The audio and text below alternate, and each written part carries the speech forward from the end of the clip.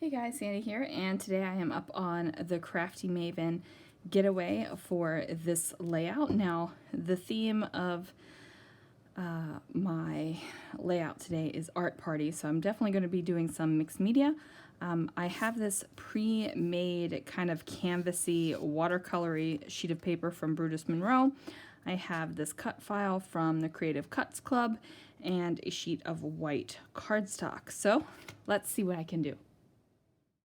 All right, looking at these lobsters makes me hungry for them. But good thing is Thanksgiving is coming up, so Steak and Lobster Day is well on its way. So I decided to mat the photo on that pre-made Brutus Monroe watercolor cardstock. And I love the colors, I love the blue and the purple, and I made sure to go ahead and cut it off so that more of the blue and the purple was around the photo instead of the pink. Now, I thought about bringing in a splash of neon green because I have pulled apart that tassel and it's been sitting on my desk, and I think I'm just about trying it on pretty much every layout that isn't a pastel color palette.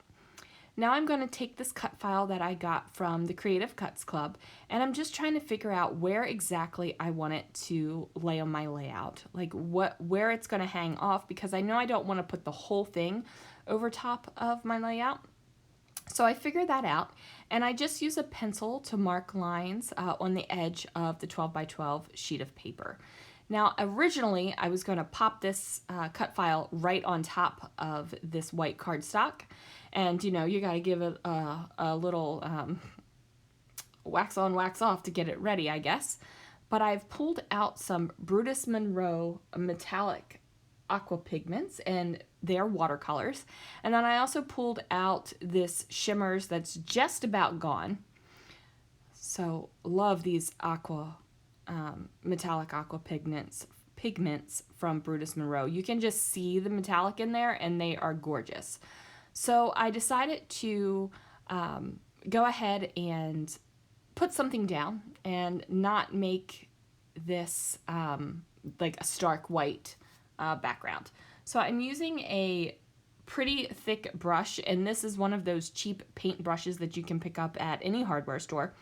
And I'm pretty much dry brushing it on here.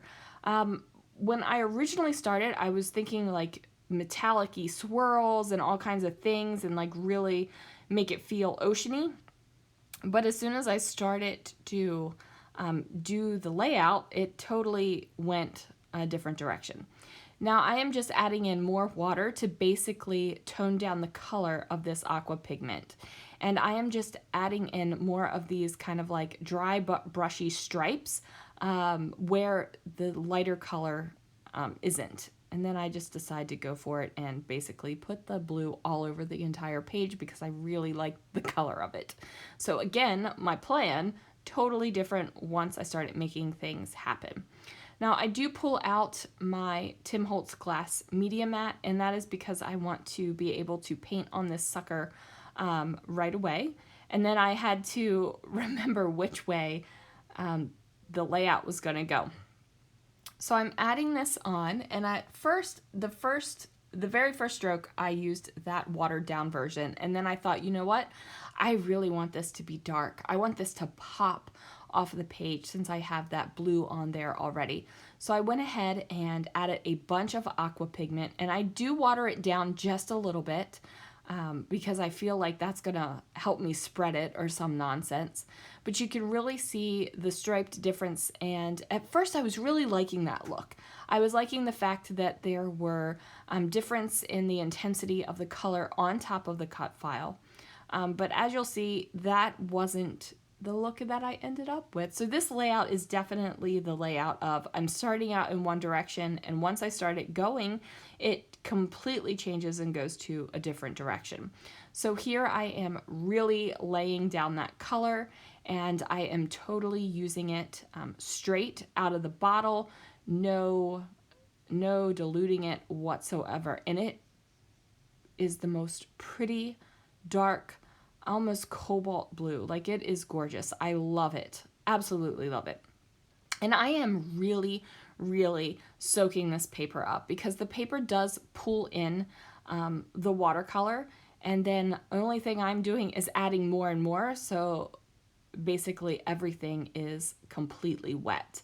And I am doing this with a gentle brush. So if I was really like pulling this brush along the paper, it has the potential to tear.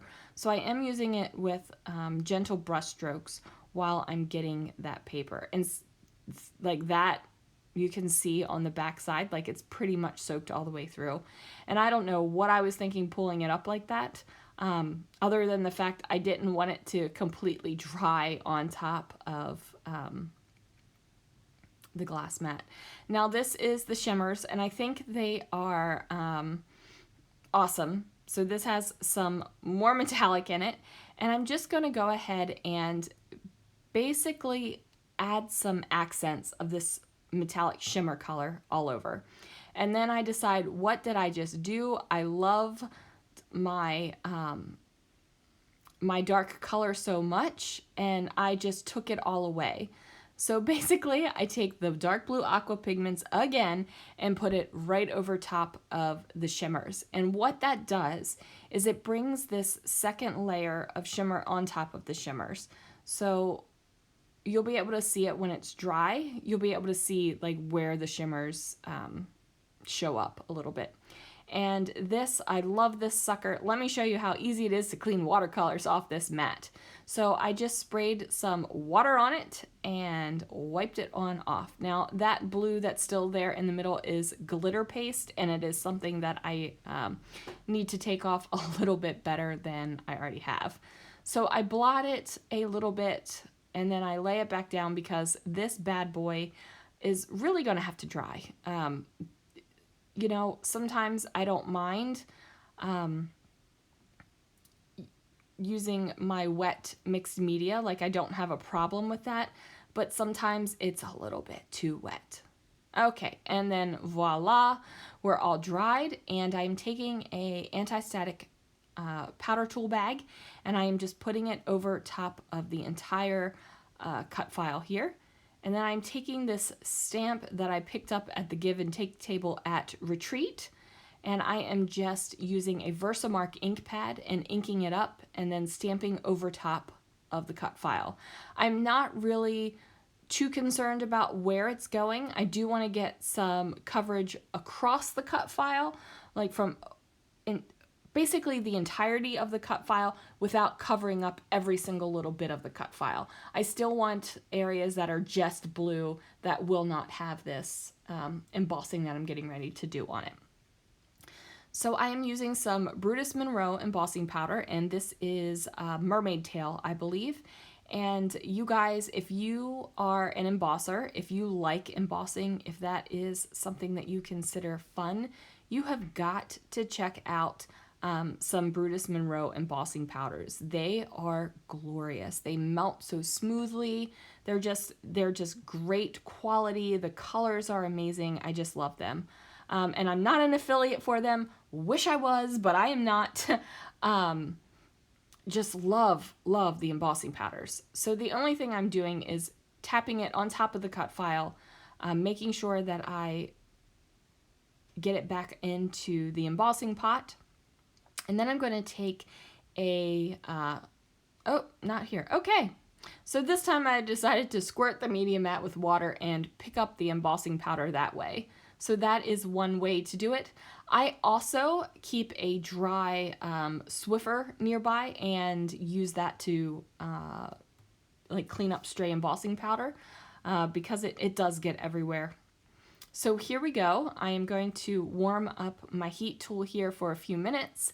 That's a little excessive. Probably more like 25-30 seconds. And then I'm just going to go ahead and emboss everything. And look at that, you guys. I love embossing. It is so much fun to me. I just love taking it and you'll be able to watch it from this powder to this clear melty business. And then when it finally is fully melted and you pull the heat away and it solidifies again, oh, I just love it. Embossing is fun. If you haven't tried embossing, you gotta get yourself somewhere where you can try it.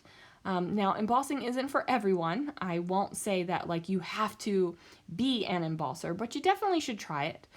Get yourself to a class, get yourself to an art store, get yourself somewhere where they're going to let you try it out before you go and invest in all the things that you need for embossing.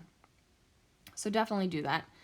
Oh, look at that. So it's giving my cut file another layer. So I have the dark layer, I have the extra shimmery layer, I have the layer on top of that, and now I've got this embossed layer. Isn't that cool?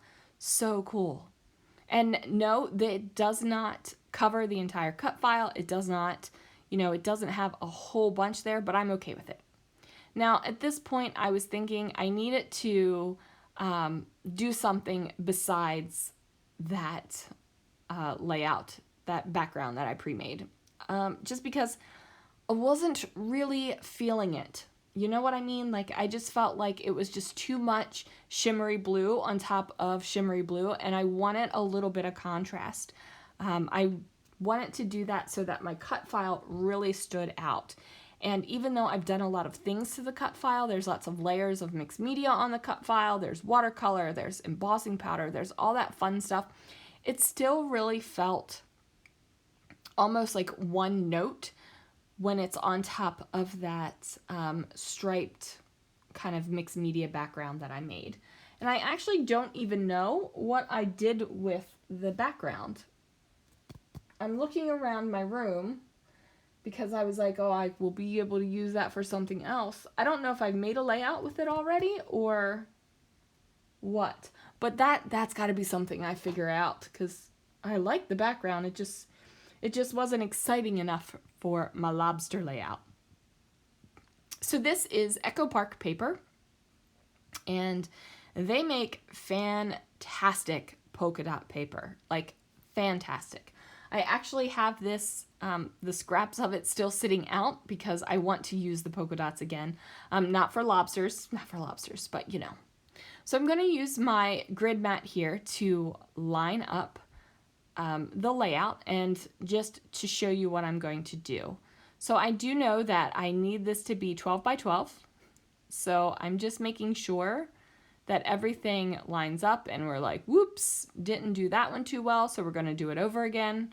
This time I add a little adhesive to the back of the paper and decide to go at it from a different direction. So we go ahead and get that down, and now I'm going to try one more time to make the layout a 12 by 12 square. And it happens. Hooray. And we're lining it up, and we're still lining it up. And finally lined up. So that's going to be that. I rub off the little bit of adhesive that I used to hold it down. And then what has to happen, you guys, like it literally has to happen. I was at retreat and Crystal was awesome enough to let me washi tape the back of her page. It's just, I don't know what it is. It's one of those things where if there is something poking through the other side, or if there are layers of paper back there, like I just feel like you need some washi tape on it to smooth it out so it can slide in and out of the page protector easily in your album. And it just, I just feel like it just needs to happen. So we made that happen. Now here is the cut file, and I do know that it is only partially going to be used here. So I just line it up and figure out exactly where I want it to be. So I do change it up a little bit from my original markings, but you know what? That happens. So now I'm just adding a little bit of adhesive, and I'm not adding adhesive everywhere because I'm just trying to get enough adhesive on the cut file to be able to put it down. And here I was looking at trying to find my original pencil lines to see how close I was going to be. And then I decide, need to bring that over a little bit. And I'm trying to line it up so that the star looks great, and also that shell right there, I'm not just leaving the lines of the shell, I'm actually getting some of the backside of the shell. So here I am off on the other side, trimming off the cut file, and I just used my guillotine trimmer to trim that off instead of worrying about trimming it off with scissors. Too much to worry about. Too much could go wrong. Now, I also decided that I needed to add some more color over here where my lobster is. So I used that same polka dot paper, and I went ahead and just gave it another mat, another photo mat, which is perfect. So there we go. Going to be adding a little bit more adhesive down just to hold the pieces down. And there isn't, I'm not like going through and really putting a whole lot of adhesive, just enough to basically hold down the layout. I do have the photo there with a lot of adhesive on the back of it, holding it into place. And as you guys know, my layouts don't hang out in my room very long. They hang out for about a month, so I can do a layout share video, and then they go into their page protectors and go into their albums. Now I'm using this fun multicolor thicker alphabet from American Crafts, and I could not tell you what it's called right now. I just don't know. And I'm just going to spell out summer lobs. And basically I do summer lobs for two reasons. One, it's something we call lobster, like when they are alive and in the, you know, in the box that they arrive in, because we have them shipped in from Maine.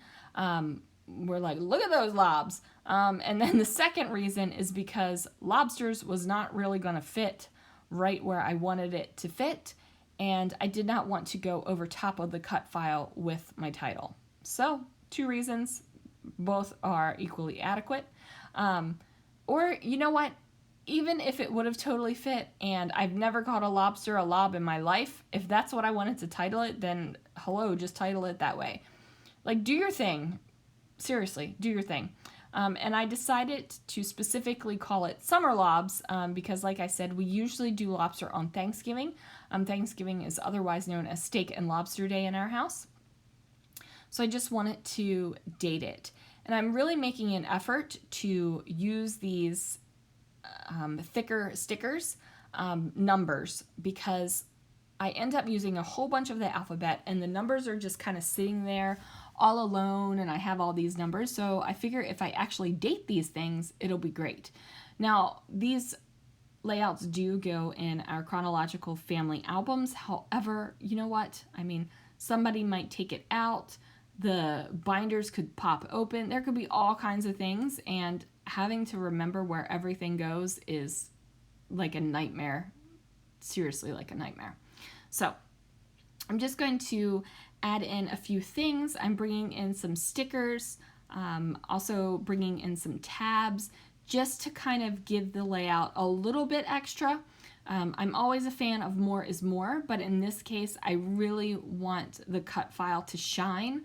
Like, I want that. I want you to be able to, like, look at this layout. I want the cut file to be like, wow, this is what drags you in to look at it. And then you're like, oh yeah, look at those lobsters. Like, that's how I want you to look at the layout. And I hope that's how I've made it happen. I am bringing in some thickers, foam stickers, and this knife and fork, just because I felt like there needed to be a little bit of something extra, because, you know, more is more. So I do have the knife and fork, and then I have these other words that came in some Dear Lizzie collection. They are thickers as well. I decided to bring in the foam arrow that came on the same sticker sheet as the fork and knife, and then I bring in another arrow up here because I felt like everything is kind of creamy. And then I've got these pops of white, so I definitely needed to bring the pop of white up to the top as well. Now, something I could have done was stitch around the edges of where my polka dot and my pattern paper meet up. While I'm looking at this, I'm thinking that would have been a great touch, but I'm not going to go back and stitch the layout now, even though I think it's a good thing now. So add another sticker that says, "This is the life." That came off of a Simple Story sticker sheet, I believe. And I'm just adding in the last little bits, And then I'm going to put some journaling on there, and then this layout is done, you guys. Thanks so much for watching. Be sure to give it a thumbs up if you liked it. Leave me a comment down below if you'd like to chat about anything. And then be sure to subscribe if you'd like to see some more content. So I will see you guys again real soon.